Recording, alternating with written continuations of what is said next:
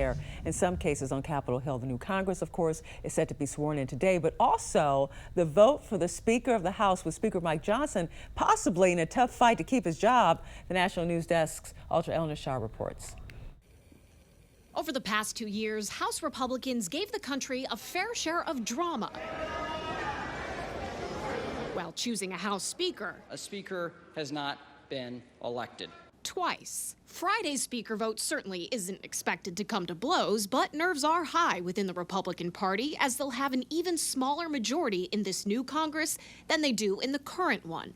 There's no time to waste. We have to stay unified. House Speaker Mike Johnson acknowledges it's a numbers game for him. He needs 218 votes to remain Speaker. Republicans won 220 seats in November. Former Florida Congressman Matt Gaetz says he won't return to Congress, bringing that number down to 219 for Friday's vote. Assuming he gets no support from Democrats, Johnson can only afford to have one Republican vote against him. He does not have my vote. And that's Kentucky's Thomas Massie. Then there's Chip Roy of Texas. I remain undecided, as do a number of my colleagues, because we saw so many of the failures last year that we are concerned about that might limit or inhibit our ability to advance the president's agenda.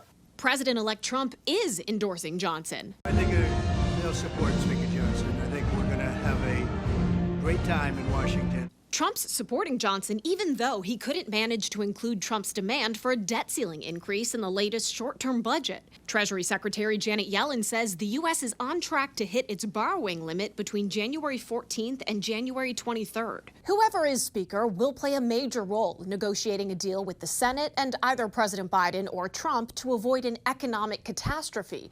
And if that Speaker is not Mike Johnson, well, it's not clear who else it would be. He's the one that can win right now. People like him. Almost everybody likes him. Others are very good, too, but they have 30 or 40 people that don't like him, so that's pretty tough.